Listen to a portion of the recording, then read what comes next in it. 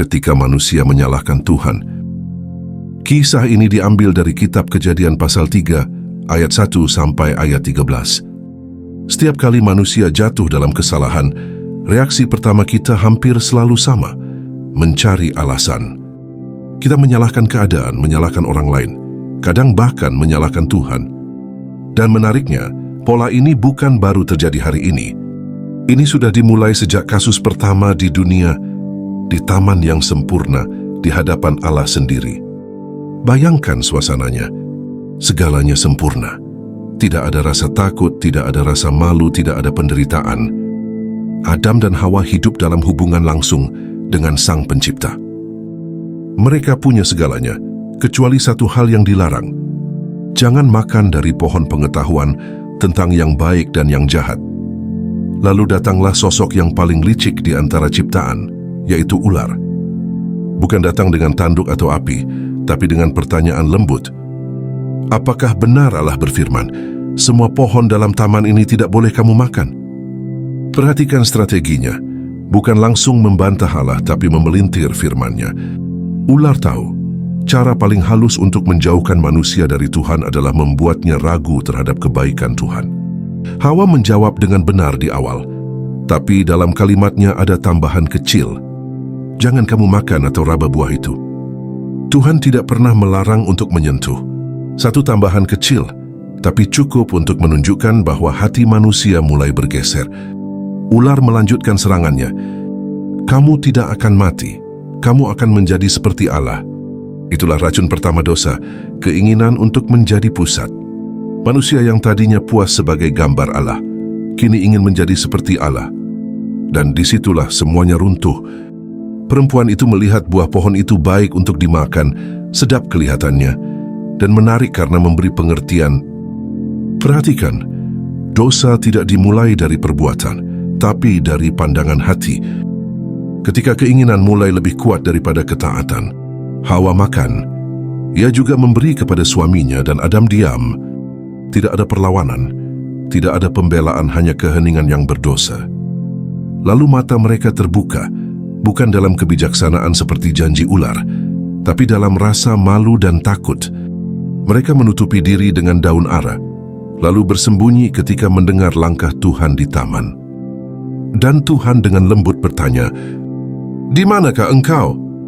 Bukan karena Tuhan tidak tahu, tapi karena Ia memberi kesempatan untuk mengaku. Namun jawaban Adam mengejutkan, "Aku takut, sebab aku telanjang maka aku bersembunyi." Tuhan bertanya lagi, "Siapa yang memberitahukan kepadamu bahwa engkau telanjang? Apakah engkau makan dari pohon yang kularang itu?" Dan disinilah kasus pertama di dunia dimulai.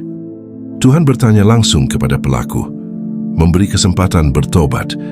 Tapi Adam malah mengajukan pembelaan diri paling klasik dalam sejarah.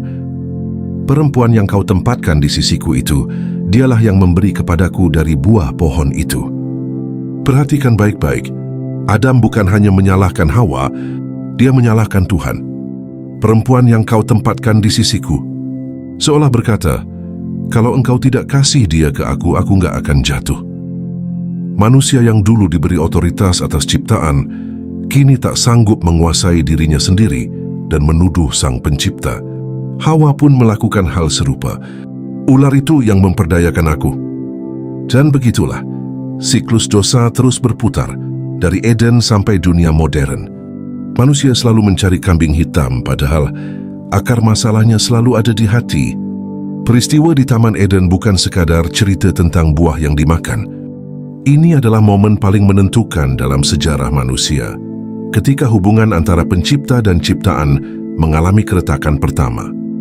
Dan dari satu keputusan itu, seluruh struktur keberadaan manusia berubah selamanya. Mari kita lihat lapis demi lapis makna teologis dari kasus ini. Yang pertama, dosa adalah pemberontakan terhadap otoritas Allah. Kejatuhan Adam dan Hawa bukan sekadar pelanggaran aturan kecil, tapi pemberontakan terhadap pemerintahan Allah. Tuhan tidak melarang mereka makan untuk melarang semata, tapi untuk melatih ketaatan dan kasih. Perintah itu adalah batas kasih, tanda bahwa manusia harus hidup bergantung kepada Sang Pemberi kehidupan. Namun di saat mereka memakan buah itu, Mereka seolah berkata, "Kami tidak mau lagi bergantung. Kami ingin menentukan sendiri apa yang baik dan jahat." Dan disitulah dosa menemukan definisinya, keinginan manusia untuk mengambil alih posisi Tuhan. Mereka tidak hanya melanggar hukum, tapi menggulingkan otoritas ilahi di dalam hati mereka.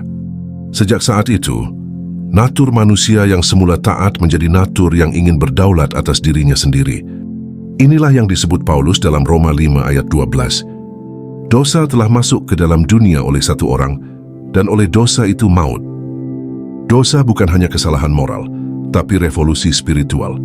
Manusia yang diciptakan sebagai wakil Allah kini ingin menjadi Allah bagi dirinya sendiri. Yang kedua, dosa mengubah natur batin manusia. Sebelum jatuh, manusia hidup dalam keadaan polos, tidak malu, tidak takut. Namun begitu mereka berdosa, dua hal muncul bersamaan, rasa malu dan rasa takut. Ini bukan sekadar emosi, tapi indikasi rusaknya natur manusia. Sebelum jatuh, hati mereka terbuka terhadap Allah. Setelah jatuh, hati mereka tertutup oleh rasa bersalah. Mereka tidak lagi ingin mendekat kepada Allah, tapi bersembunyi darinya. Di sini kita melihat realitas terdalam dosa.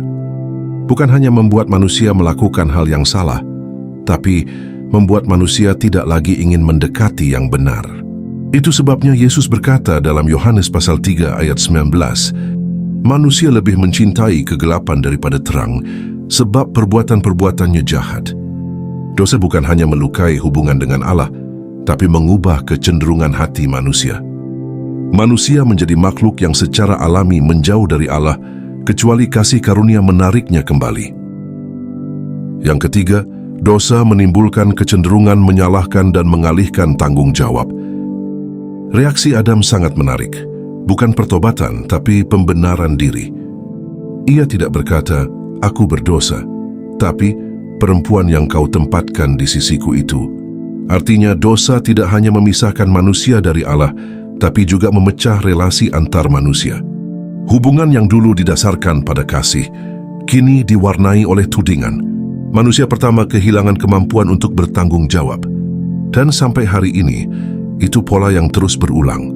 Kita menyalahkan orang tua, keadaan, bahkan Tuhan atas keputusan kita sendiri. Kita ingin kebebasan untuk memilih, tapi tidak mau konsekuensinya. Padahal dosa selalu membawa rantai yang sama. Keputusan, rasa bersalah, pembenaran diri, keterasingan. Itulah yang membuat dosa menjadi penjara batin yang paling halus.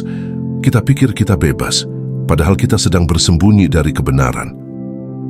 Yang keempat, dosa memutarbalikkan persepsi manusia tentang Tuhan. Sebelum jatuh, Adam dan Hawa melihat Tuhan sebagai pribadi yang penuh kasih dan bisa dipercaya. Namun setelah dosa mereka takut. Padahal Tuhan tidak berubah. Yang berubah adalah cara pandang mereka terhadap Tuhan. Dosa membuat manusia curiga kepada Allah. Kita mulai berpikir bahwa Tuhan terlalu keras, tidak mengerti kita atau tidak adil. Kecurigaan itu adalah racun yang sama yang ditanam ular di Taman Eden. Apakah benar Allah berfirman? Dosa bukan hanya membuat kita berdosa, tapi membuat kita salah menilai Allah. Kita mulai berpikir bahwa kita lebih tahu apa yang terbaik bagi hidup kita. Dan disitulah akar dari setiap pemberontakan rohani, ketidakpercayaan terhadap karakter Allah. Yang kelima, di balik penghakiman ada kasih penebusan. Meski Adam dan Hawa bersembunyi, Tuhan tetap mencari, "Di manakah engkau?" Itu bukan pertanyaan untuk memperoleh informasi, tapi panggilan kasih. Tuhan tahu di mana mereka, tapi Ia ingin mereka tahu betapa jauh mereka telah pergi. Dan yang menakjubkan, setelah menjatuhkan penghakiman, Tuhan tidak meninggalkan mereka telanjang. Pada Kejadian pasal 3 ayat 21 dikatakan, "Dan Tuhan Allah membuat pakaian dari kulit binatang untuk manusia itu dan untuk istrinya, lalu mengenakan kepada mereka." Artinya darah pertama tertumpah di Eden, bukan sebagai murka, tapi sebagai simbol kasih. Allah sendiri menyediakan penebusan melalui pengorbanan. Itu adalah bayangan pertama dari karya Kristus di salib, anak domba yang darahnya akan menutupi dosa dunia. Dari awal sejarah manusia, kita melihat pola yang sama. Dosa membawa malu dan kematian. Tuhan datang mencari. Darah tercurah untuk menutupi pelanggaran.